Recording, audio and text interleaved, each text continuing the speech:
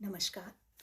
मैं बबीता काजल चौधरी बल्लूराम गोदारा राजकीय कन्या महाविद्यालय श्री गंगानगर के हिंदी विभाग से प्रतियोगी परीक्षाओं की तैयारी हेतु निर्मित आयुक्तालय कॉलेज शिक्षा राजस्थान जयपुर द्वारा संचालित यूट्यूब चैनल ज्ञान सुधा सक्सेस साथी पर आपका स्वागत है। हिंदी विषय में प्रतियोगी परीक्षाओं की तैयारी करते हुए हम बात कर रहे थे पद्मावती समय पर। पृथ्वीराज रासो का पद्मावती समय। विभिन्न प्रतियोगी परीक्षाओं में पद्मावती समय को लेकर बहुत से प्रश्न पूछे जाते हैं और पृथ्वीराज रासो के जो 69 समय है उसमें से एक बहुत ही महत्वपूर्ण समय माना जाता है पद्मावती समय, जो अनेक प्रकार की प्रतियोगी परीक्षाओं के पाठ्यक्रम में शामिल है। तो पिछली लगातार 4 कक्षाओं के बाद आज हम 5वें वीडियो में बात करने वाले हैं पद्मावती समय के शेष बचे हुए कुछ और पदों के बारे में। आइए आज हम देखते हैं कि उनके कौन से पद पर हम चर्चा करने जा रहे हैं। वह पद है पद संख्या 41। निकट नगर जब जानी जाए वरविंद उभय भय, समुद्र से शरद घन नद इंदु दुह और घोर गए, अगवानीय अगवान कुंवर बनि बनि है सज्जति, दिशन को त्रय सवनी सबनी चढ़ी गोश छाजनि रज्जति, विल्लपी आवास कुंवरी बदन मान मनोराह छाया सुरत, झंसती गवशी पल पल पलकी दिशत पंथ दिल्ली सुपति।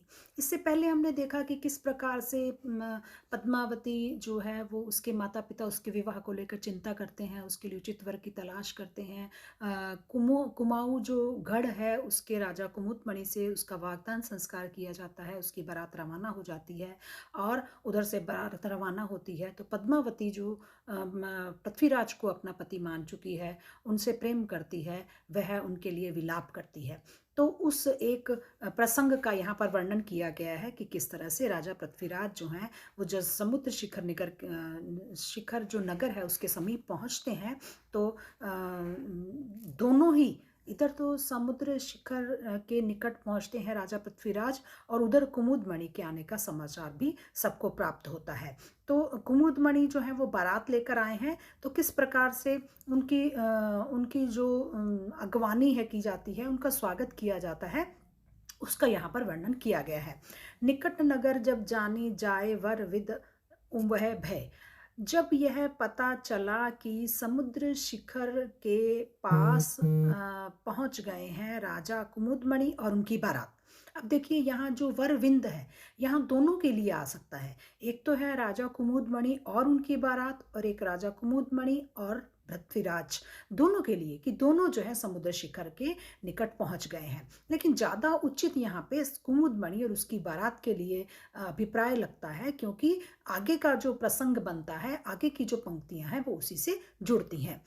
जाय वर विंद उभय भय, उभय दोनों जो कुमुदमणि व उनकी बारात जो है समुद्र शिखर नगर के निकट पहुंचती है। समुद्र से शर घन नद, समुद्र शिखर में घनघोर नगाड़े बजने लगते हैं।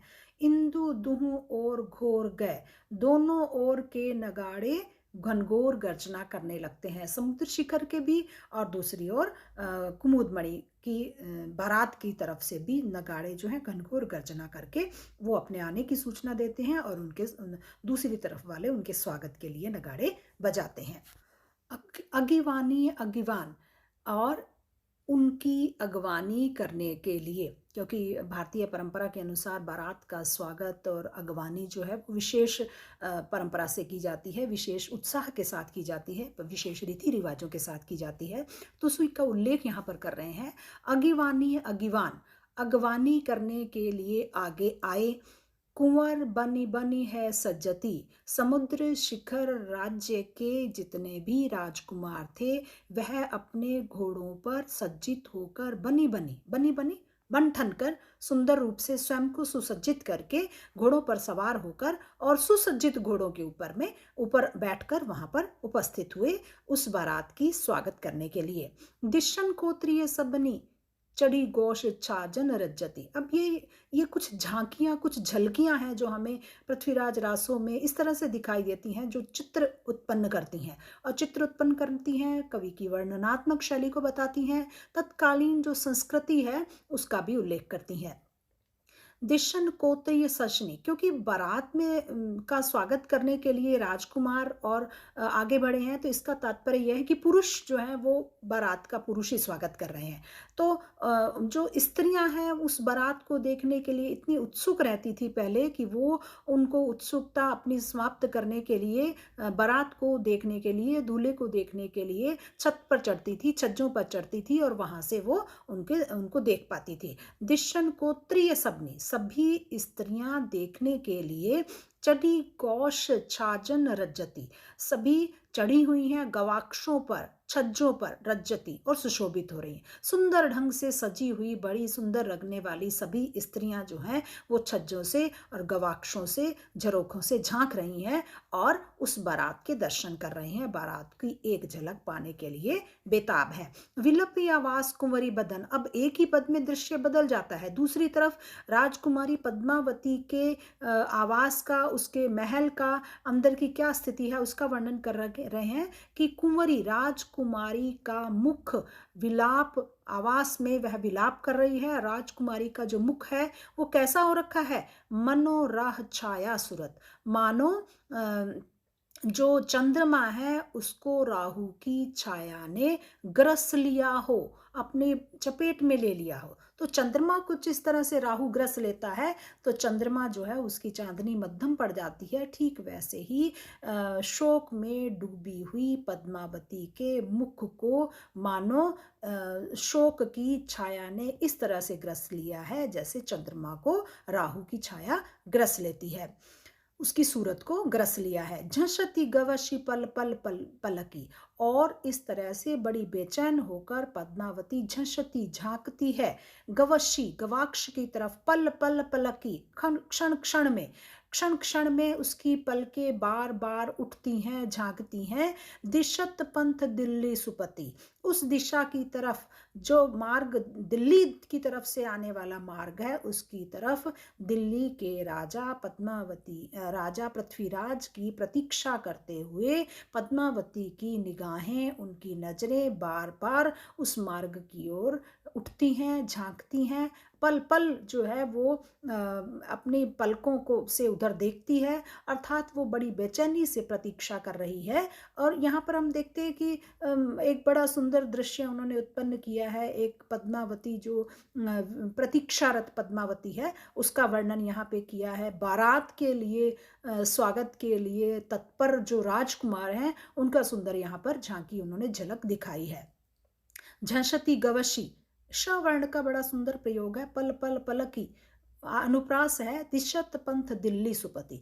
इस तरह से उन्होंने बताया है कि किस तरह से पद्मावती व्याकुल होकर दिल्ली दिशा की तरफ से आने वाले मार्ग को निहारती है कि किस क्षण जो है वो दिल्ली सुपति यहाँ पर पहुंचेंगे और उनके पहुंचने की सूचना मुझे प्राप्त होगी। इस तरह से पद्मावती जो है वो विलाप में डूबी हुई है। फिलहाल वो शोक में है क्योंकि उसको प्रतीक्षा है, क्योंकि कुमुदमणि की बारात द्वार पर पहुंच चुकी है तो उसका बेचैनी, उसका जो शोक है वो, उसका दुख जो है वो और ज़्यादा बढ़ जाता है कि क्या पृथ्वीराज समय पर पहुंच पाएंगे या नहीं। इस तरह से चित्र प्रस्तुत किए हैं, झलकियां प्रस्तुत की हैं। दृश्य बिंब बनाने में बहुत कुशल थे चंद्रबरदाई। इसमें भी उन्होंने बारात के स्वागत का दृश्य बिंब बनाया है और पद्मावती का जो विलाप है या जो बार बार वो मार्ग की ओर निहारती है प्रतीक्षारत होकर, व्याकुल होकर, उसका दृश्य बिंब भी उन्हें बड़ी सुंदरता से उन्होंने प्रस्तुत किया है। अगला पद देखते हैं कौन सा है, पद संख्या 42। वह है दिशंत पथ दिल्ली दिसान, सुश भयो सुख जब मिल्यो आन, संदेश सुनत आनंद नैन, उमगिय बाल मन मत्थ सैन। अब जब पद्मावती बहुत व्याकुल है, बेचैन है, दुख में है, शोक में है, तो तभी पद्मावती को तोता आकर मिलता है और संदेश देता है दिल्ली सुपति का। वो क्या, उसी प्रसंग को यहाँ पर उन्होंने वर्णन किया है कि वो क्या बताता है। दिशत पंथ दिल्ली दिसान, दिल्ली दिशा की तरफ से आने वाले पंथ को बड़ी व्याकुलता से बड़ी बेचैन होकर उस पथ को पद्मावती निहारती है, प्रतीक्षा करती है। सुष भयो सुख जब मिल्यो आन, और तब उसे सुकून मिलता है, सुख मिलता है जब तोता आकर उससे मिलता है, क्योंकि तोता संदेश लेकर गया था और वापस संदेश लेकर आया है, तो वो थोड़ी सी सुख की अनुभूति है, उसको राहत मिलती है। संदेश सुनत आनंद नैन, और जब तोते के माध्यम से उसे संदेश मिलता है कि राजा पृथ्वीराज शीघ्र पहुंचेंगे, तो उसको सुनते ही उसके नेत्रों में आनंद छा जाता है। उमगिय बाल मन मत्थ सैन, और वह बाला इतनी उमंगित हो जाती है मानो कामदेव की सेना हो।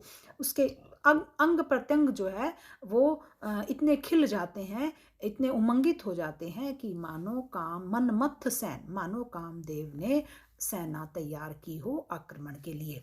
इस तरह से इस तरह इसका यह भी अर्थ निकाल सकते हैं कि कामदेव का संकेत पाकर बाला पद्मावती उमंगित हो उठी। कुछ विद्वान इस तरह से भी इसका अर्थ निकालते हैं। तो सैन जो है वो संकेत के लिए भी है, और सैन जो है उसका तात्पर्य हम सेना से भी ले सकते हैं। अगला पद देखते हैं कौन सा है। तन चिकट चीर डार्यो उतारी, मज्जन मयंक नवसत सिंगार, भूषण मंगाए नवशिष अनूप, सजी सेना मन मत्थ भूप। फिर से उसी का उल्लेख उन्होंने किया है कि जैसे ही पद्मावती को संदेश मिलता है कि पृथ्वीराज पधार रहे हैं, आ रहे हैं, तो वह अपने तन से चिकट चीर मैले वस्त्रों को उतार कर फेंक देती है, डारे उतार डालती है। मज्जन मयंक नवसत सिंगार, और स्नान करती है, उसके बाद अपने आप को 16 सिंगार से सजाती है, चंद्रमा के समान। जैसे कोई चंद्रमा उदित हुआ हो 16 कलाओं से संपन्न, ऐसे ही 16 श्रृंगार के साथ वो अपने आप को सुसज्जित करती है। भूषण मंगाए न सशिष अनीप, अपने सभी आभूषणों को मंगवाकर नख से शिख तक अनुपम सौंदर्य से मंडित हो जाती है। सजी सेन मनो मन मत्थ भूप, और उसके उस अनुपम सौंदर्य को देखकर ऐसे लगता है मानो कामदेव रूपी राजा ने आक्रमण के लिए अपनी सेना को तैयार कर लिया है। वहां पर भी हम देखते हैं मनमत्थ सेन कहा है कामदेव की सेना हो, तो यहाँ पर उन्होंने और स्पष्ट कर दिया है, तो हम वहां पर भी इसका अभिप्राय कामदेव की सेना से ही लगाएंगे।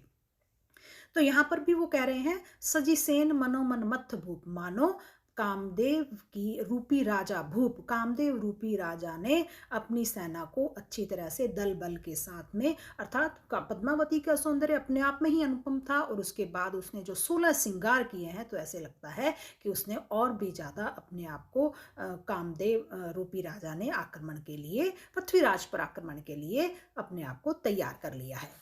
तो यहाँ पर उत्प्रेक्षा अलंकार है, अनुप्रास भी है, जैसा हम स्पष्ट देख सकते हैं। अगला पद देखते हैं, पद संख्या 44, वह है सोब्रन थार मोतिन भराए, झलहल करत दीपक जराए, संगह सखिय लिए सहस बाल, रुक्मणीय जे मज्जत मराल। अब यहाँ पे फिर से दृश्य बिंब प्रस्तुत किया है, चित्रात्मक शैली है, इसके माध्यम से वो क्या कह रहे हैं। सोब्रन थार मोतिन भराए, कि सोने के थाल को मोतियों से भरकर झलहल करत दीपक जलाए, और उस थाल में सुंदर झिलमिलाते हुए दीपक को जलाकर प्रज्वलित करके संगह सखिया लिए सहस बाल, और अपने साथ सैकड़ों सखियों को साथ में लेते हुए, हजारों सखियां, सहस मतलब हजारों सखियों को अपने साथ लेकर, और रुक्मणीय जेम मज्जत मराल, और रुक्मणी के समान लज्जित कर देने वाली चाल से, कौन सी कैसी चाल, मराल, हंस को भी लज्जित कर देने वाली मंद मध्यम चाल से वो बढ़ती है उसी शिव मंदिर की तरफ, प्रातः काल के समय शिव मंदिर की तरफ पूजा करने के लिए आगे बढ़ती है। तो यहाँ पर भी बहुत सुंदर दृश्य बिंब जो है वो चंद्रप्रदायी करने में सफल हुए हैं। पूजिए, अगला पद है, पूजिए गवरी शंकर मनाए, दक्षिणे अंग कर लगिए पाए, फिर देशी देशी पृथ्वीराज राज, हंस मुद्द मुद्द चरपट लाज। अब सीधे मंदिर का दृश्य है यहाँ पर, और पद्मावती किस प्रकार से पृथ्वीराज को देखकर आनंदित होती है, वहाँ पर पहले वो पूजा करती है, और फिर पृथ्वीराज को किस प्रकार से निहारती है, उसका यहाँ पर चित्रांकन बहुत ही कुशलता के साथ में चंद्रप्रदाय जी ने किया है। और वो कहते हैं कि पूजिए गौरी शंकर मनाए, कि गौरी और शंकर को मनाते हुए, मनाते हुए या मन्नत मांगते हुए। मनाते हुए उन्होंने पद्मावती ने पूजा की। दक्षिणे अंग कर लगी पाए, और दक्षिणी की ओर से वह उनके चरणों को स्पर्श करती है, चरण वंदना करती है। अर्थात प्रदक्षिणा की पद्मावती ने और चरण वंदना की। फिर देशी देशी पृथ्वीराज राज, और फिर राजा पृथ्वीराज को देख देख कर हंस मद मद चरपट लाज, हंसती है, मद मंद मंद मंद मुस्कुराती है, चरपट लाज, चरपट अर्थात वस्त्र, चरपट मतलब वस्त्र के भीतर से वस्त्र कौन सा है? वस्त्र घूंघट है। घूंघट के अंदर से बड़ी लज्जा के साथ में हंसते हुए देखती है, पृथ्वीराज को निहारती है और उनको मंद मंद मुस्कान के साथ मानो उनका स्वागत करती है और मन ही मन आनंदित होती है। तो एक तरह से यहाँ पे पद्मावती की मुग्धा नायिका के रूप का सुंदर चित्रण उन्होंने किया है कि हल्का सा घूंघट निकालना, फिर नायक को देखना, इस तरह से मंद मंद हंसना, ये सारा दृश्य जो है वो एक तरह से मुग्धा नायिका के स्वरूप का अंकन करता है। अगला पद है, कर पकर पीठ है परी चढ़ाए, ले चल्यो नृपति दिल्ली सुराए, भई शबरी नगरी बाहरी सुनाए, पद्मावती हरि लिया जाए। इस तरह से अगले पद में किस तरह से पद्मावती का हरण किया जाता है पृथ्वीराज द्वारा, उसका वर्णन किया है। कर पकड़ी, और जैसे ही पूजा समाप्त होती है, राजा पृथ्वीराज कर पकड़ हाथ पकड़कर पीठ है परी चढ़ाए, घोड़े की पीठ पर चढ़ा लेते हैं पद्मावती को। ले चलियो नरपति दिल्ली सुराए, और दिल्ली नरेश राजा पृथ्वीराज उसको लेकर दिल्ली की ओर गमन करते हैं। भई शबरी नगर बाहर सुनाए, और इतने में ही सारे नगर के अंदर बाहर यह खबर फैल जाती है, सुनाई देने लगती है। पद्मावती हरि लिया जाए, पद्मावती का हरण कर लिया गया है, यह खबर जो है तुरंत नगर के अंदर बाहर चारों तरफ पूरी तरह से फैल जाती है। तो ये जो हरण वाली घटना है बड़ी नाटकीय शैली इसमें अपनाई गई है। नाटकीय शैली के माध्यम से उन्होंने बताया है कि किस तरह से पद्मावती का हरण करके पृथ्वीराज जो है उसे घोड़े पर बैठाकर दिल्ली की ओर प्रस्थान करते हैं। पद संख्या 47 देखते हैं कौन सा है। बाजी सुबम्ब है गए पलान, दोरी सुसज्जी दिसै दिसान, तुम्हें लेहू मुश जम्पी जोध, हन्ना हसूर सब पहरी क्रोध। अब यहाँ फिर से क्रोधित योद्धाओं का वर्णन है। तो जहाँ जहाँ इस तरह के क्रोधित योद्धाओं का या युद्ध का वर्णन है, वहाँ हमें यह ध्यान रखना होगा विशेष रूप से कि कौन सी सेना के किस प्रकार के और किसके साथ युद्ध का यहाँ पर वर्णन किया गया है। पहले भी हमने इस चीज़ की ओर संकेत किया था। तो यहाँ पर वो कहते हैं बाजी सुबम्ब है गए पलान, जैसे ही पहले उन्होंने संकेत कर दिया कि नगर के अंदर और बाहर यह खबर फैल जाती है कि पद्मावती का हरण कर लिया गया है, और पद्मावती के हरण करने का समाचार सुनकर समुद्र शिखर और राजा कुमुदमणि की जो सेना है उनके युद्ध के नगाड़े बाजी सुबम्ब, सुबम्ब मतलब नगाड़े, यहाँ पर नगाड़ों से मतलब है, नगाड़े बज उठे, और हाय गए पलान, हाथी और घोड़ों की पलान, उनकी जीने और उनके होदे कसे जाने लगे। दौरे सुसज्जी दिशा दिशान, और दिशा दिशा में अर्थात प्रत्येक दिशा में चारों ओर से योद्धागण जो है वो युद्ध के लिए सुसज्जित होकर दौड़ पड़े। अफरा तफरी सी वहां पर मच गई। और तुम्हें लेहू मुश जम्पी जोध, हन्ना हसूर सब पहरी क्रोध। सभी शूरवीर योद्धाओं ने अपने अपने जिरह बख्तर धारण कर लिए और क्रोध में भरकर उनके मुख से क्या आवाज निकल रही थी, क्या पुकार रहे थे वो, लेहू अर्थात पकड़ लो, मतलब वो भाग रहा है और दिल्ली की तरफ जा रहा है और हरण करके लेके जा रहा है। यह ध्वनि उनके मुख से निकल रही है और वो पकड़ो पकड़ो की गर्जना करते हुए जोर जोर से चिल्लाते हुए वे उसके पीछे भागते हैं और पूरे जिरह बख्तर को धारण करके अपने एक तरह से पूरी तरह से युद्ध की तैयारी करते हुए वे उनका पीछा करने लगते हैं। अगला पद है, अग्गे जो राजा पृथ्वीराज भूप, पच्छे सुभयो सब सेन रूप, पहुंचे सुजाए तुत्ते तुरंग, भुअ भिरन भूप जूरी जोधि जंग। फिर से युद्ध का वर्णन है। कौन सी युद्ध का वर्णन है? राजा कुमुदमणि और समुद्र शिखर की सेना और पृथ्वीराज की सेना के बीच में। तो जैसे ही पृथ्वीराज का पीछा करते हुए विजयपाल और कुमुदमणि की सेना पहुंचती है तो कवि क्या कहते हैं कि अग्गे जो राज पृथ्वीराज भूप, आगे आगे राजा पृथ्वीराज चल रहे हैं, भाग रहे हैं। पच्छे सुभयो सब सैन रूप, और उनकी पीछा करती हुई जो पद्मावती को लेकर पृथ्वीराज घोड़े पर बैठाकर जा रहे हैं। बहुत तीव्र गति से वो भाग रहे हैं, उनका घोड़ा भाग रहा है। पीछे पीछे राजा विजयपाल और कुमुदमणि की सेना जो है उनका पीछा कर रही है राजा पृथ्वीराज का। और पीछा करने वाली सेना के जो पहुँचे सुजाए तुत्ते तुरंग, कि पीछा करने वाली सेना के जितने भी सैनिक पृथ्वीराज के पास पहुँचे, वैसे ही पीछा जो तीव्रगामी घोड़े थे वो बहुत तीव्र गति से दौड़ते हुए वहाँ पर पहुँचे, पृथ्वीराज के पास तक जा पहुँचे। और जैसे ही पहुँचे वहीं पर जिस जगह वो उन्होंने उसका पीछा पकड़ लिया उनको, उसी जगह पर भुआ भिरन भूप जुरिजोध जंग, उसी पृथ्वी पर, उसी भूमि पर, उसी जगह पर जो राजा पृथ्वीराज और विजयपाल और कुमुदमणि की सेना के बीच में भयंकर युद्ध प्रारंभ हो गया। अर्थात जिस स्थान पर दोनों पक्षों का मिलन हुआ वहीं उसी स्थान पर घमासान युद्ध प्रारंभ हो गया। और पीछा करने वाले राजा पृथ्वीराज के योद्धाओं से युद्ध क्षेत्र में पूरी तरह से भिड़ गए। ये कह सकते हैं कि दोनों पक्षों की सेनाओं ने युद्ध क्षेत्र में पहुंचकर घमासान लड़ाई को प्रारंभ कर दिया। पीछा कर रहे हैं राजा विजयपाल और कुमुदमणि की सेना, और आगे जा रहे हैं राजा पृथ्वीराज पद्मावती को घोड़े पर बैठाकर। और जिस जगह पर दोनों का मिलन हुआ दोनों पक्षों का, उसी जगह पर भयंकर घमासान युद्ध प्रारंभ हो गया। यहाँ पर भी वर्णनात्मक शैली है, नाटकीय शैली है, और जो ओजपूर्ण शब्दों में, क्योंकि युद्ध के लिए जिस शब्दावली का प्रयोग किया जा सकता है वैसे ही ओजपूर्ण शब्दावली का प्रयोग यहाँ पर कवि ने किया है। अगला पद है, उल्टी जो राज पृथ्वीराज वाग, थकिसूर गगन धर धसत नाग, सामंत सूर सब काल रूप, गही लोह छो वाहे सुभोग।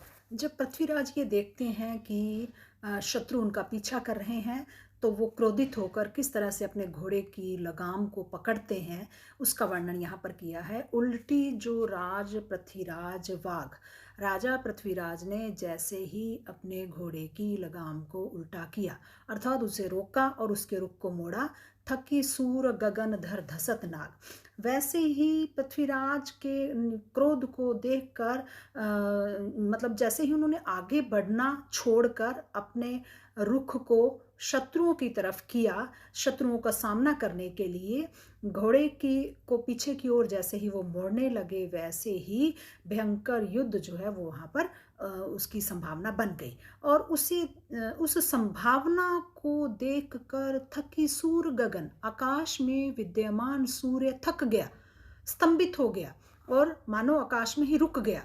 और धर धसत नाग, और धरती जो है वो धसने लगी, शेषनाग जो है वो व्याकुल हो उठे, और उसके कारण उनके फन पर जो धारण की हुई पृथ्वी है वो डगमगाने लगी। सामंत सूर सब काल रूप, और पृथ्वीराज के सारे सामंत और योद्धा जो हैं वो मानो विकराल रूप धारण कर लिया उन्होंने युद्ध भूमि पर। गही लोह चोह वाहे सबूत, और फिर वो युद्ध करने लगे। और श्रेष्ठ राजा पृथ्वीराज जो हैं उन्होंने हाथ में लोहे की तलवार को पकड़कर उत्साह के साथ शत्रुओं पर प्रहार करना प्रारंभ कर दिया। गही लोह चोह, लोहे की तलवार को हाथ में ग्रहण करते ही वाहे सुबुक, उनके श्रेष्ठ राजा पृथ्वीराज जो हैं अपने सामंतों के साथ, शूरवीरों के साथ उन्होंने भी विकराल रूप धारण कर लिया और युद्ध में भयंकर लड़ाई करना प्रारंभ कर दिया। इस तरह से एक तरह पृथ्वीराज ने जैसे ही युद्ध के लिए उद्यत हुए, तत्पर हुए, वैसे ही आकाश पर में विद्यमान सूर्य थक गया और धरती को धारण करने वाला शेषनाग भयभीत हो गया। धरती कांपने लगी, धरती धंसने लगी। ये कवि की अपनी कल्पना है। जहाँ पर भी इस प्रकार के युद्ध के वर्णन है वहाँ पर ये अवश्य हमें देखने को मिलती हैं कई जगह पर चीज़ें, और इसी कारण इसको कथानक रूढ़ियाँ भी कहा जाता है कि आकाश में विद्यमान सूर्य का थक जाना, शेषनाग का डर जाना और शेषनाग के डरने के साथ ही धरती का भी कांपने लगना या धरती का भी कंपित हो जाना, डगमगाने लगना। ये कथानक रूढ़ियाँ हैं जिसका प्रयोग हमें ज़्यादातर युद्धों के वर्णन में देखने को मिलता है, और अतिशयोक्तिपूर्ण वर्णन जो वो भी यहाँ पर किया गया है। 50वां पद है, कम्मान बाण छुट्टहि अपार लागत लोह इमसारि धार घमासान घान सब बीर शेत घृण घन श्रोण बहत अरुरकत रेत। युद्ध का वर्णन है, विभत्स रस है, और क्या वर्णन कर रहे हैं वो, कम्मान बाण छुट्टहि अपार, की कमान से अपार संख्या में असंख्य बाण एक साथ छूटते हैं, बाणों की वर्षा होती है। लागत लोह इमसारि धार, और उन बाणों का जो प्रारंभिक किनारा है उसमें लोहे के फलक लगे हुए हैं, बाणों में लोहे के फलक लगे हुए हैं, और लोहे के फलक जाकर शत्रुओं पर ऐसे वार करते हैं जैसे तलवार की धार शत्रुओं के अंदर चीर कर उनको चुभ जाती है, अंदर घुस जाती है। घमासान घान सब वीर क्षेत्र, उस धरती पर उस युद्ध भूमि में घमासान युद्ध हो रहा था, और सभी वीर जो है वो खेत रहे। वीरों का खेत रहना एक तरह से मुहावरा है, शहीद हो जाना या युद्ध में मृत्यु प्राप्त करते हैं तो उनको कहते हैं वीर खेत रहे। घनश्रोण बहत अरुरकत रेत, इस तरह से रक्त की वहां पर नदी बहने लगी, अहु रक्त रेत, और चारों ओर फैली हुई धरती पर जो रेत थी, जो मिट्टी थी, वह भी रक्त के कारण लाल हो गई। तो इन पंक्तियों में अगर हमें पूछा जाता है कि कौन सा रस है, तो हम इसमें कह सकते हैं कि इसमें विभत्स रस है, कि युद्ध क्षेत्र का वर्णन करते हुए कवि बताते हैं कि रक्त की नदी का बहना और सारी धरती का रक्त से भीग कर लाल हो जाना, इस तरह के जो दृश्य हैं, इस तरह का जो वर्णन है वो भयानक रस और विभत्स रस के अंतर्गत हमें दिखाई देता है, उसकी श्रेणी में हम इसको रख सकते हैं। तो हमने देखा कि इन 10 पदों में पद्मावती के विलाप से जहाँ से प्रारंभ होता है और उसके बाद में वो जैसे हरण करके लेके जाते हैं, पृथ्वीराज रासो पद्मावती का हरण करके लेके जाते हैं, उसके पश्चात कुमुदमणि और विजयपाल की सेना पृथ्वीराज का पीछा करती है, उसके पश्चात पृथ्वीराज के बीच में पृथ्वीराज की सेना के साथ विजयपाल और कुमुदमणि की सेना का युद्ध होता है। आज के लिए इतना ही, धन्यवाद।